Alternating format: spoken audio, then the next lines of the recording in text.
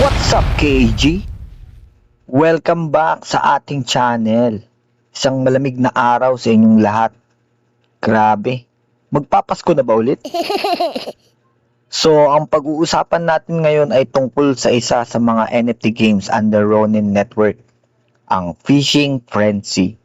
I-check natin at i-reviewin ang kanilang white paper at bibigyan natin ng reaction. Let's go! So, nandito tayo sa Fishing Frenzy, ang kanilang X account. Meron silang 70,000 followers. At sa mga magiging interesado sa game na ito, i-follow nyo lang sila sa X para sa mga announcement and update. May Discord channel din sila para ma-meet nyo yung the rest of the community. So, punta tayo ngayon sa kanilang white paper.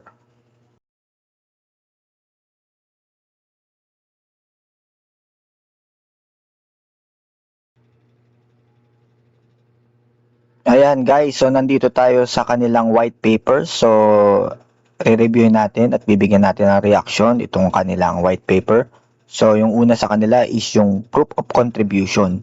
So, kakaiba ito, no? Yung konsepto ng proof of contribution. So, dito, ang naging problema daw is token efficiency. Babasahin natin. Token distribution today is extremely inefficient. This is because there's no way to know which user to reward, especially before TGE. The outcome is a reverse flywheel teams out token to mercenary, capital, and farmers, who immediately sell the token without adding value. Token price then reduces and the incentive to contribute reduces, and so on. So, sabi dito, no? Meron daw kasing mga farmers or meron daw mga nag-i-invest ng mga mercenary capital na once na naka-earn na sila ng mga token. Mostly yan ang nagiging problema sa mga play-to-earn game. Once na nakapag-farm na sila ng enough coin or token, no, idinadump na nila sa market, no, without contributing sa mismong ecosystem ng isang game. So, ano naging solution? Proof of contribution, o POC, is the engine that powers reputation and loyal-based economies. The core idea behind reputation token is that not all users are equal and should be rewarded equally. POC works by automatically assigning a reputation score for all users of an ecosystem or app based on their on-chain and off-chain behaviors.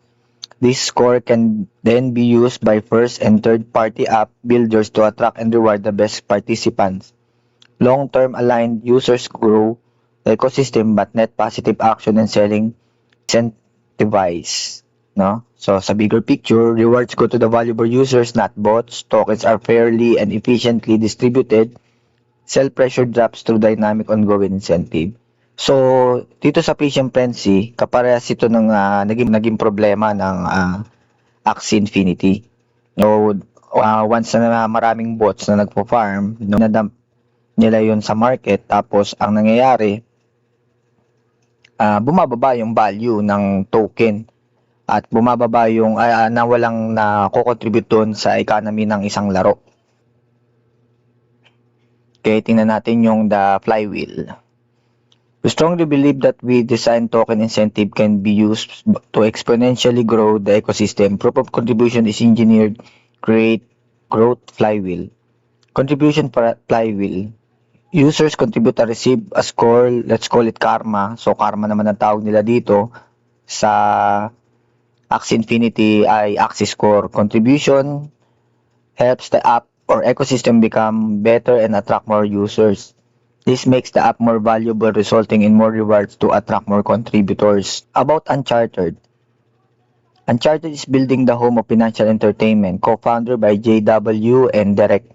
Experienced crypto-native entrepreneurs who combine expertise in exited startups and gaming, backed by Shima Capital, Spartan, and angels such as Justin Waldron and Alexander Larsen. So, pinakilala dito yung Uncharted. Sila yung mga developer ng Fishing Frenzy. So, tungkol naman sa Fishing Frenzy is a cozy lock RPG with a player-driven economy developed by Uncharted and official partnered up with Sky Mavis as publishing and advisory partners. Fishing Frenzy takes inspiration from Stardew Valley, Dave the Diver, and RuneScape to create a dynamic, player-driven economy where money is part of the fun. Since launching late 2024, the game has achieved 9 million installs, 25,000 DAO, 1 million revenue, and is a top title on Ronin.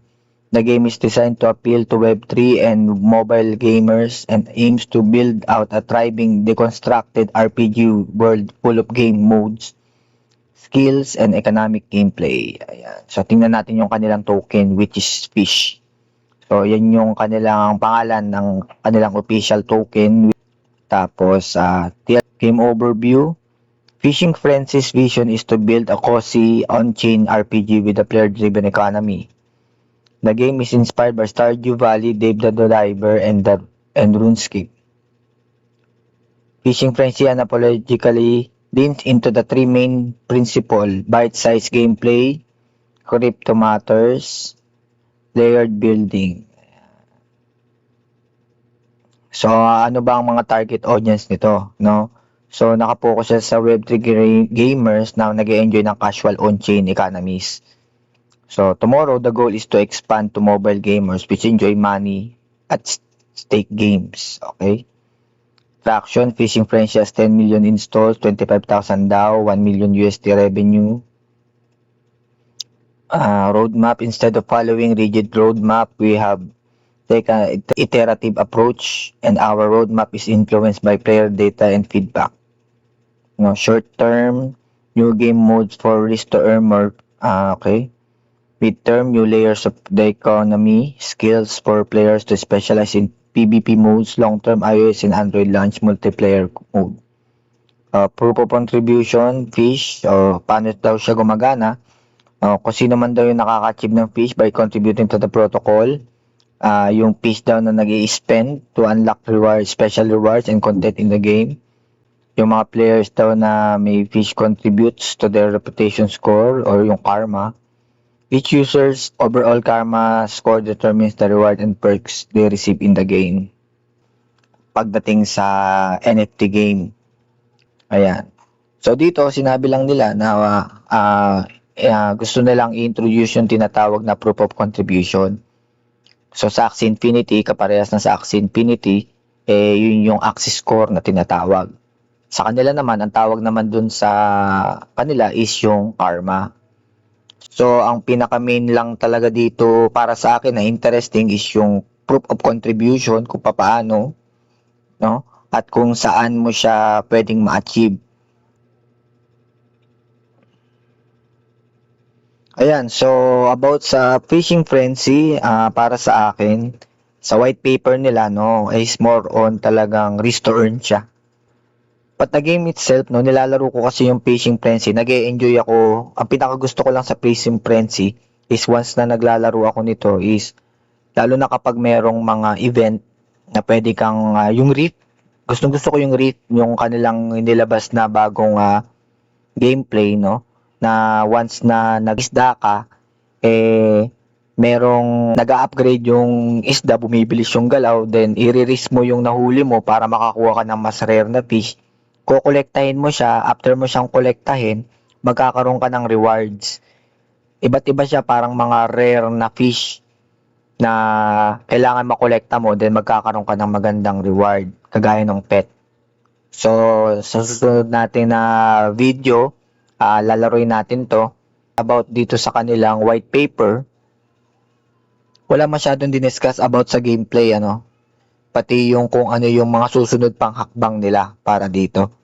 So, kung i-rate ko itong game na to, sorry to say, no, baka may mga fan dyan ng Fishing Frenzy, pero 1 to 5, 2 para sa akin. So, bakit 2? Kasi more on, okay naman yung laro talaga, sa totoo lang. Hanggang araw-araw ko rin nilalaro yung Fishing Frenzy para makaipon ako ng gold. Kasi kailangan ko siya once na nagkaroon ng magandang event para makakuha ko ng magandang pet. Pero, dito kasi sa kanilang white paper, hindi ko nakita yung susunod nilang hakbang para may improve pa yung laro. at kung ano pa yung mga pwedeng maidagdag. Kasi once sa tinignan mo kasi yung Fishing Frenzy mismo na laro, sa loading screen pa lang niya, marami ka na makikitang mga establishment na parang ito yung sunod na lang i-open, ano kayang meron doon. Pero actually, meron namang mga nadagdag doon sa laro. Mula nung naglaro ako nito. So, nagkaroon nun siya ng aquarium, may diving, may, yun nga, yung reef. Tapos ngayon is yung cavern ata yung tawag doon. O cave pala, cave. So, may mga nagdadagdag doon sa mismong laro. Pero, guys, tapatin ko na kayo, magastos itong larong ito. No? So, syempre, bawat galaw mo kasi dito is kailangan bumili ng mga battle pass, kailangan mong bumili ng mga energy, ng coin para doon, no? Para makapag-grind ka. Pero kung yung aasahan mo lang is yung energy mo, yung ano mo is 3 bingwit ka lang, okay ka na. Bukas na ulit, lalagay mo lang sa aquarium yung mga fish mo or lulutuin mo. Ganun siya. So, para sa akin, para siyang, yun nga, risk to earn kasi siya. So, dito talaga is, yun nga, isa rin naman sa mga advocacy nila is yung tinatawag na part of the game talaga is money. Hindi ko to dinidiscuss para i-recommend sa inyo na laruin. I-try nyo yung laro. No? Libre naman yung laro. Yun naman ang good news. Wala ka namang gagastusin pag nilaro mo siya. Ang problema lang is once na grinide mo talaga siya, talagang mapapagastos ka. No? So, overall, yun nga, 2 out of 5. But the game, okay naman siya laruin. Casual lang talaga. Kaya, marami kang pwedeng gawin doon sa game eh. So, sa susunod na video natin, lalaruin natin siya. Pero, hoping pa rin ako na mag-i-improve pa itong laro na to. At saka malaman natin yung susunod na step pa ng mga developer. Kaya kung mahilig kayo sa mga ganitong update, mag-subscribe na sa aking channel para sa pinaka-latest na gameplay, trends at updates sa mundo ng NFT. Game on!